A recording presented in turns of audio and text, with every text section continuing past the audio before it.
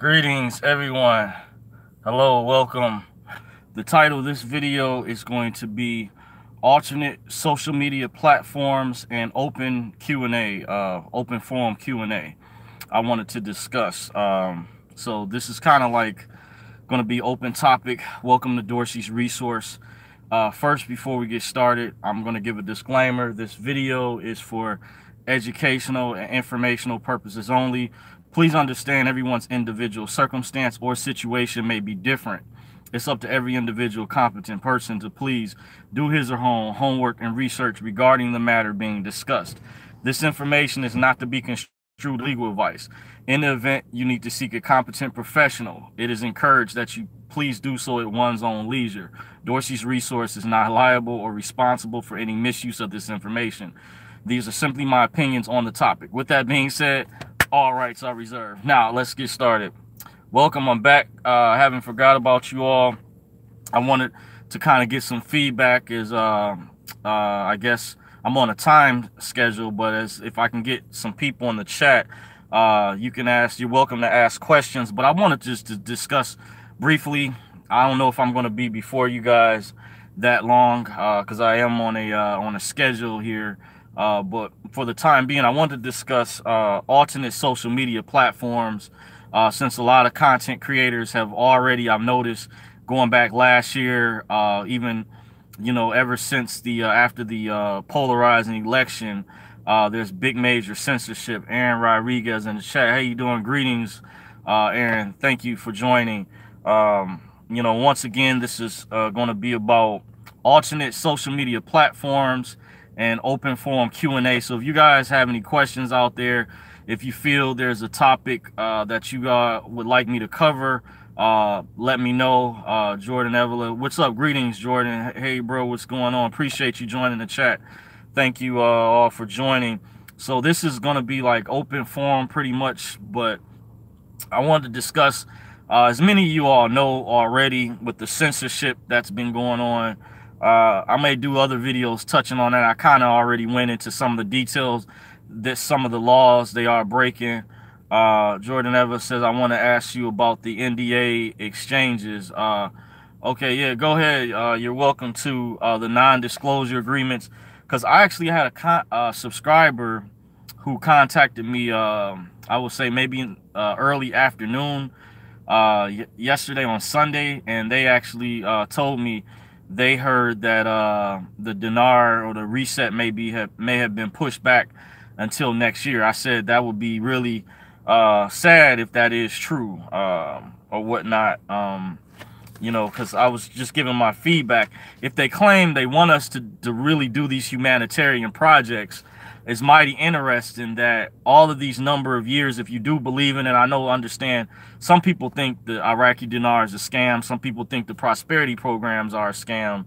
And I understand where they're coming from. I'm not trying to force anyone to believe. I've just shared, my experience. Hope for those who have experience going through some of these private programs can kind of relate and provide some insight. Because I had people thank me behind the scenes for confirmation for those who are aware. So I understand. I don't think it is a scam, but I just think the way that they're going about doing it is kind of misleading those who may be in charge at the very top, because the whole premise, if there's this notion that they want for these special contract rates that involve the NDA, which someone mentioned in the chat earlier, which I figured out from the beginning would have to be probably, so you have to sign one if you're going to take higher rates or special contract rates. That was easy for me to figure out earlier on. I know this video I did say I was going to discuss alternate social media platforms. So before I jump back into the chat, I don't want to jump all over the place, but some other platforms I just wanted to kind of throw out there I noticed that look really good. I just wanted to go over real quick is minds.com. I believe it's called minds.com. You can look it up.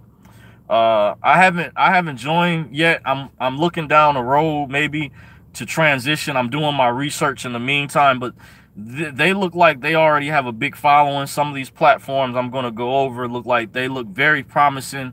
Like they're going to beat out Facebook and Twitter that they look very innovative.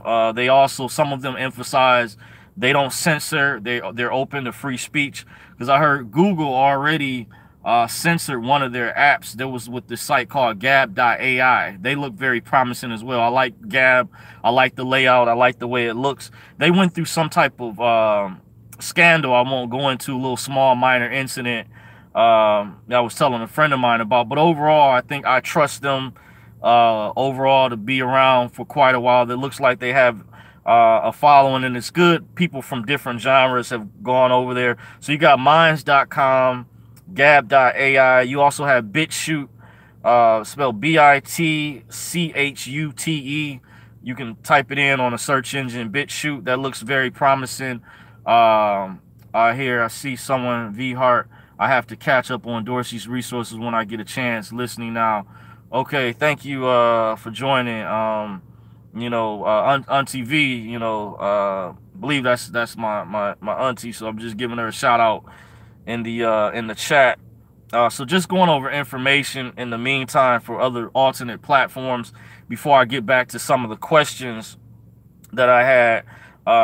And the way this is set up, I guess I have to learn how to use this device. I can't, like when I'm on my laptop, I can't see some of the questions live, so you guys may have to jump back in and ask me again if you want me to bring it up. But I'm just going through the list for the time being of the alternate platforms I think that look very promising. I may be looking towards moving towards because of the censorship that's going on with Google in cahoots with Twitter and Facebook, because I heard that it's torturous interference when one media organization tries to lobby to have another organization shut down.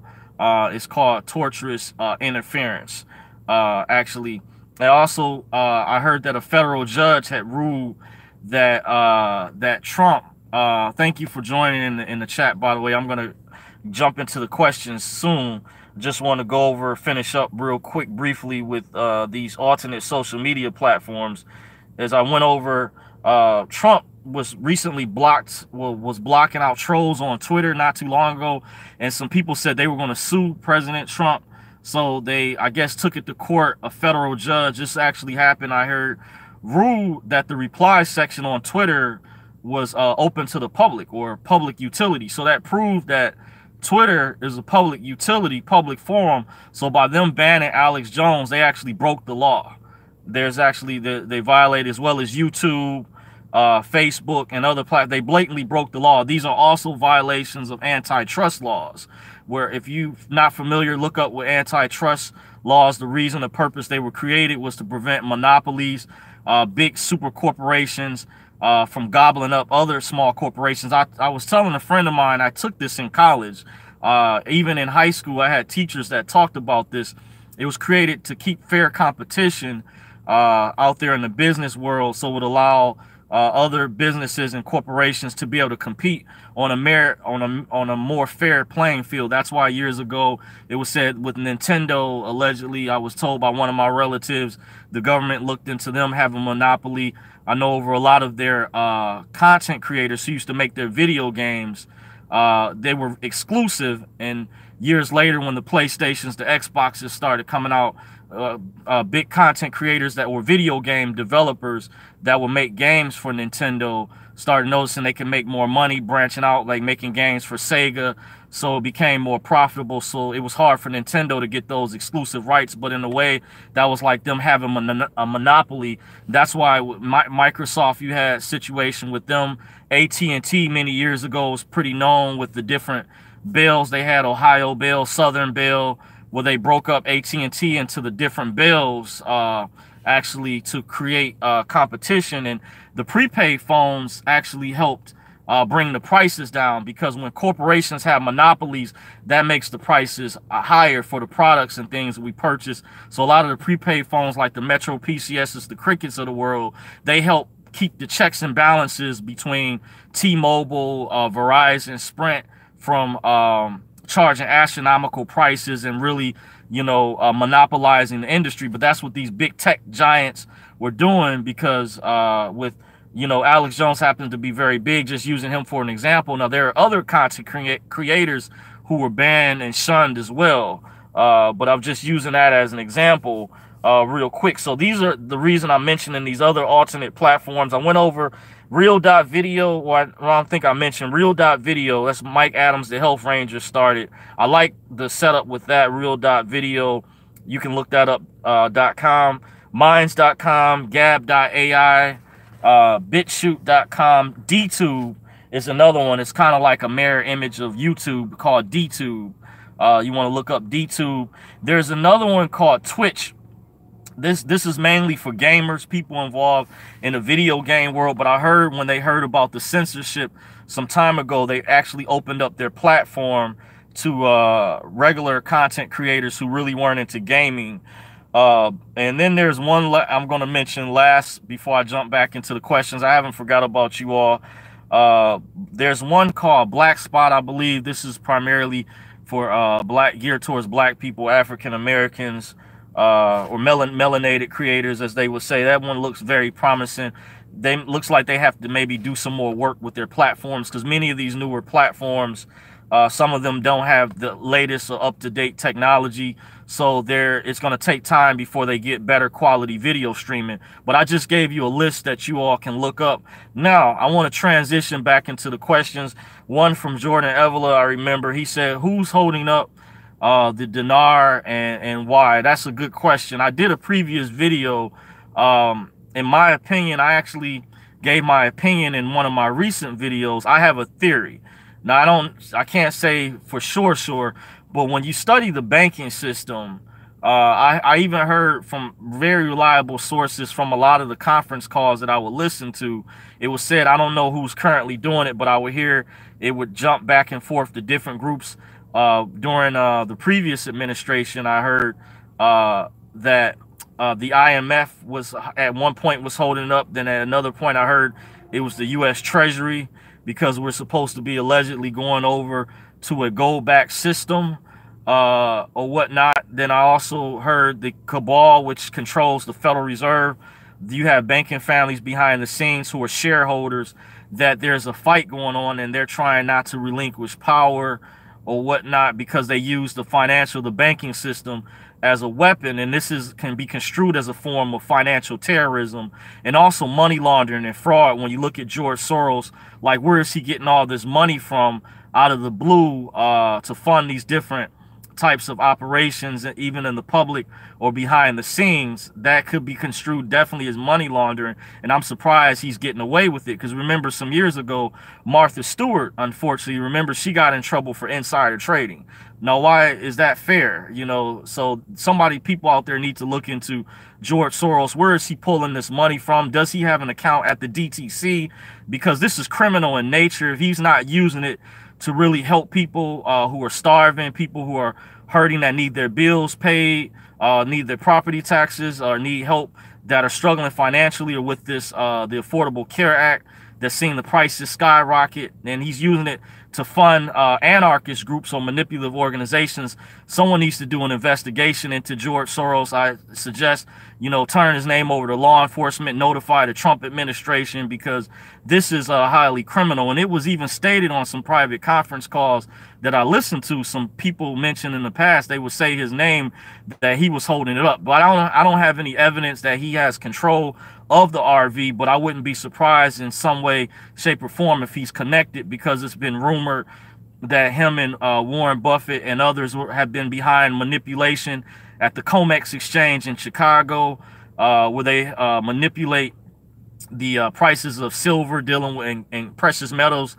dealing with futures contracts or ETFs, exchange traded funds. I'm not an expert in this regard. I did give a disclaimer, so this is not financial advice. These are just simply my opinions based on my research and what other people have shared with me based off of credible information. So I encourage you all to look up. But definitely with George Soros, I also recommend look up this video on YouTube. He did an interview with 60 Minutes, where they did an interview with him, and you want to document that. I heard he wanted to try to have it removed, but he was unable to.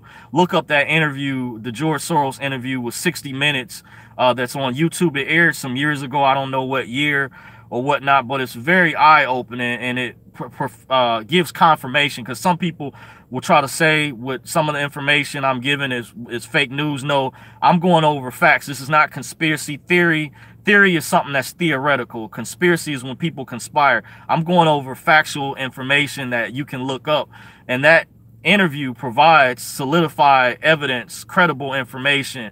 But I would definitely take a look at George Soros and his connection to the Federal Reserve and the banking system. I wouldn't be surprised, because they confirmed in there, I don't want to spoil it for you guys, how he's behind manipulating different governments of the world or crashing economies.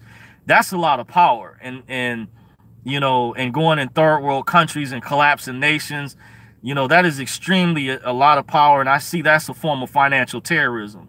So I think that when they talk about money laundering or being concerned about, you know, people at a certain level, he needs to be looked at definitely, because like I say, this can be construed as a form of financial terrorism, a form of economic terrorism, you know, trying to keep people poor on purpose, manipulating the market, a form of torturous interference, a violation of possibly antitrust laws or regulations, or with nefarious intentions behind. So this is wicked. But hold on for a second. I'm gonna be back for a minute.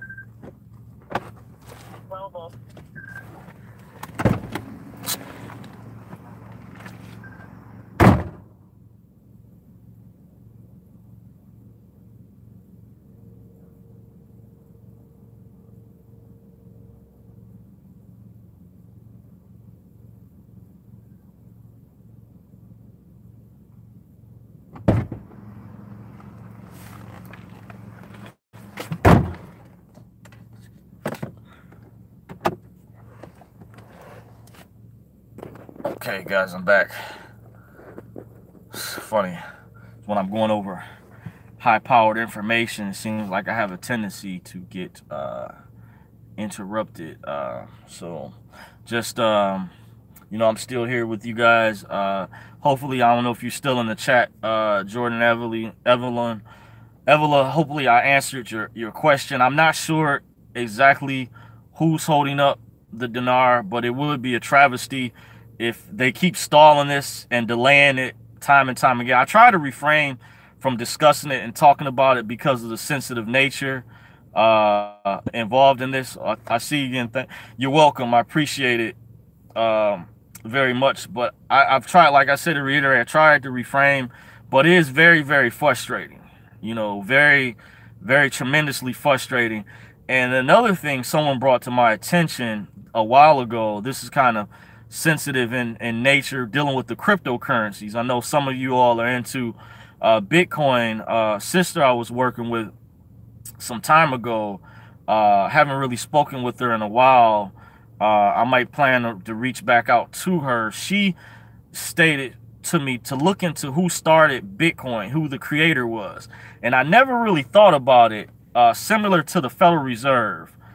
Someone says the more they shall stall, the more everyone will get more dinar. Yeah, maybe that's the intent in a way. The reason they keep stalling it is to, I don't know, maybe make the rate go down lower or whatever. Because I hear it's more things I can get into with this stalling thing, that these globalists or people in control of it seem like they're up to something, because they're claiming in one sense that they want us to do humanitarian projects of people to take whoever takes these special contract rates. But if they're so concerned, it's people after this has been going on for so many years, because I've been knowing about the dinar since '06. I know a guy, and I'm not making this up. I know a guy personally, he's been knowing about it longer than me. He told me he found out about it like around '03, very earlier on. He said he was in a guitar center in Southfield, Michigan, and was discussing it with some guy there. He was telling me a story some years ago, and I was like, wow, you know, that's a long, long time ago. And some things, I won't kind of go into that, dealing with this particular bank that used to sell it or whatever, some stories I heard. But this is going on so long. People have even died. People are gotten sick. They need medical help. And this is just, you know, very concerning that they're claiming they want us to do these humanitarian projects or whatever for the general, but they let allegedly, I can't say for sure, but allegedly, because there's supposedly some evidence that there's different tier systems where there's VIP people, very important people who've been allowed to exchange already, who had access. Now, this seems kind of backwards to me. Were they required to do humanitarian projects? Were they required to, you know, kind of help out? You kind of see where I'm going with some things. So it doesn't make sense. Whoever is behind stalling this, they need to, in my opinion, please release this, make this happen. I was personally part of a private humanitarian program myself that I'm not sure may it be connected in certain ways, I was told, but they didn't disclose this to us up front, and they were negligent in doing so if that is the case, because we didn't receive any documentation that it was connected, but allegedly with this whole global currency reset. And I say allegedly because I never received any, well, we didn't receive any official documentation from this other program that I was part of. And they were emphasizing stalling where we were supposed to get funded. And it was like giving people false hopes and false dreams, where we were being lied to week after week, that we were being told we were going to get funded and funded. And I said, if things keep taking a long time, people might start releasing names and evidence and stuff. So it's not that people want to retaliate or go to law enforcement, because I talked to a friend of mine, and I didn't do this yet, but a friend gave me some information that some people in Tampa, Florida, in relation to the Pastor Tony King seminar, contacted the FBI, and even some people in Orlando at the World Marriott Hotel. This is what a friend of mine a while back, a year or two ago, I had to get some help looking into this. He used to work for, he used to be a contractor for the government at one time. I won't say his name, of course, to protect his identity due to the sensitive nature, but he helped look into this, because I was like, what was this? You know, he said I was part of a private clandestine operation. And they used that terminology in this show called Book of Secrets. I don't know if that aired on the History Channel or Discovery Channel, but you want to look up America's Book of Secrets. Look at all the episodes on that. That's like a real eye-opener. Will expose some things going on with our government and secret societies. It was very well done. I was surprised that they revealed so much information in that on national television.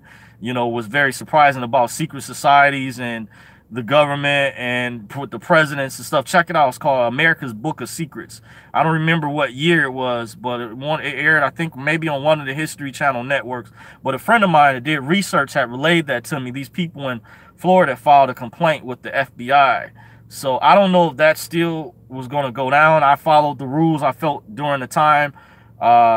We didn't receive any money for that up front when we signed the non-disclosure agreement. So we should have been paid something, because you want people to keep their mouth shut.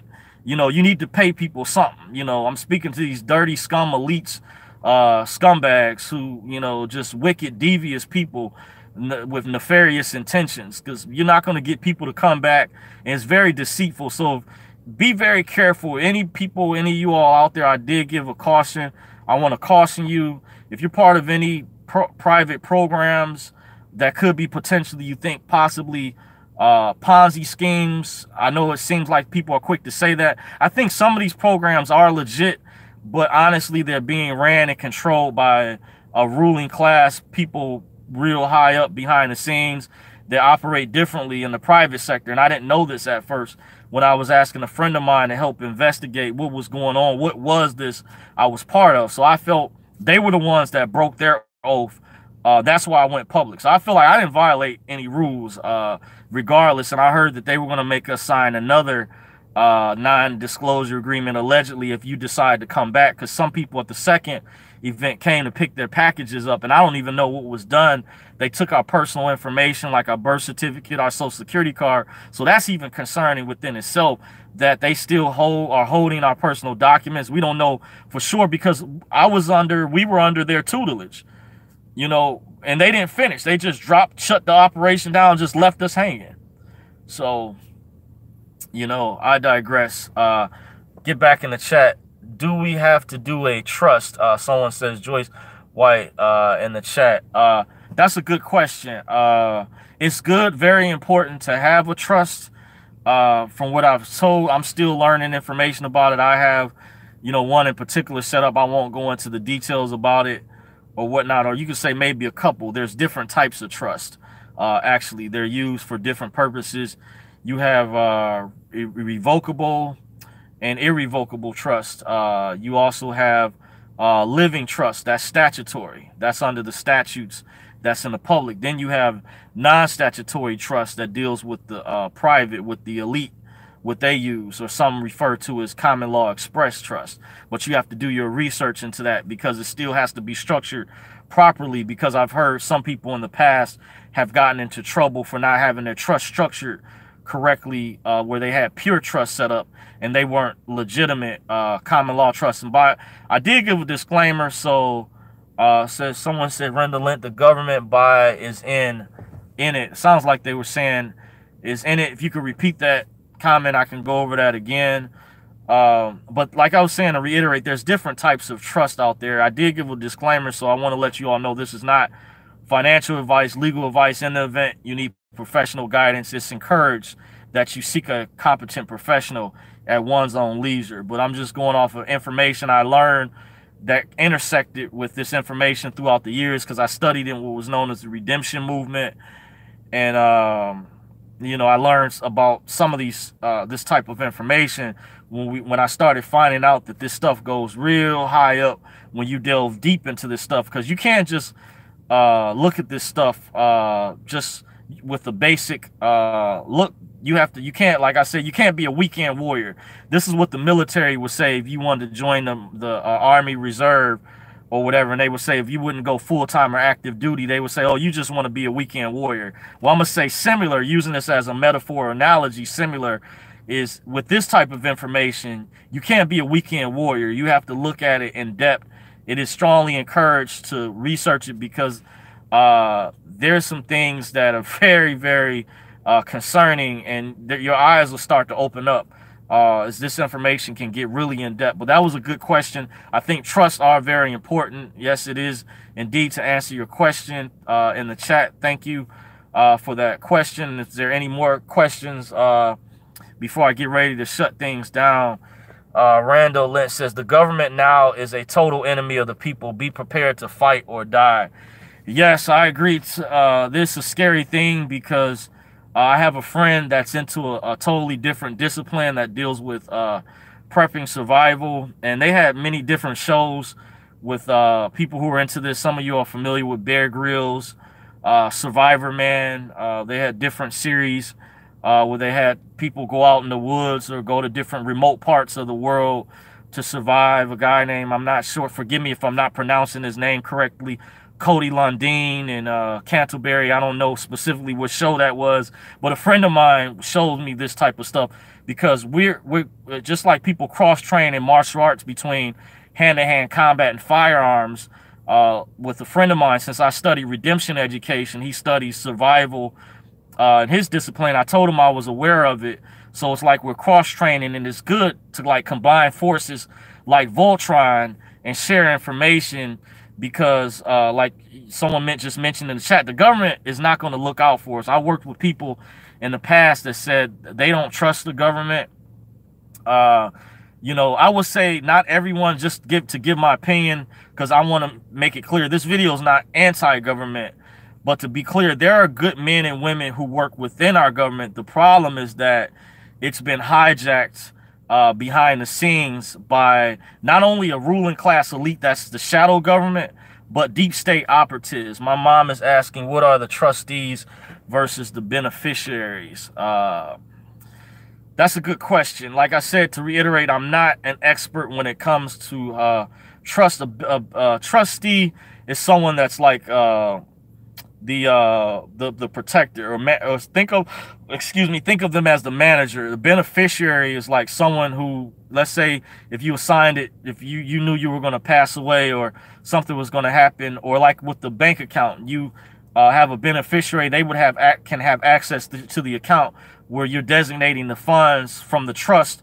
or the entity that you're using would get dispersed to them being the beneficiary. This is where I have to brush up myself and do more research and studying, which I did give a disclaimer. This is not financial advice, whatever. I'm just sharing my opinions from what I've researched and studied so far.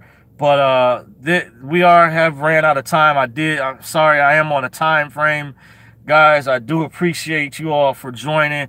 I'm gonna have to try to work on doing some of these during the day or in the evening when it's earlier. But as you can see, I'm on a graveyard shift. And that's one of the weapons. Unfortunately, if things that came through for me, I would be able to have more time to do these types of things. As I was sharing with a friend of mine, I wouldn't have to be stuck on this, I call it the slavery plantation. But with that being said, thank you, Jordan Everly. You're welcome very much. Appreciate you for joining the chat. Sorry, I got to get ready to go.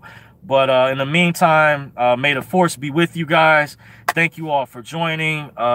To MB Gang TV, thanks for answering your questions. Thank you, MB Gang TV. Appreciate you, everyone who joined the chat so far. Dorsey's Resource. You can follow me on Facebook, on Twitter at Dorsey's Resource, on YouTube at Dorsey's Resource. Don't forget to subscribe if you haven't subscribed yet. Click the bell for when I put out new videos. You'll receive the updates. Thank you. You're welcome, Joyce White. I appreciate you joining the chat. So in the meantime, don't forget to thumbs up, rate, and comment, and subscribe. Until next time, everyone, have a blessed, beautiful night. Take care.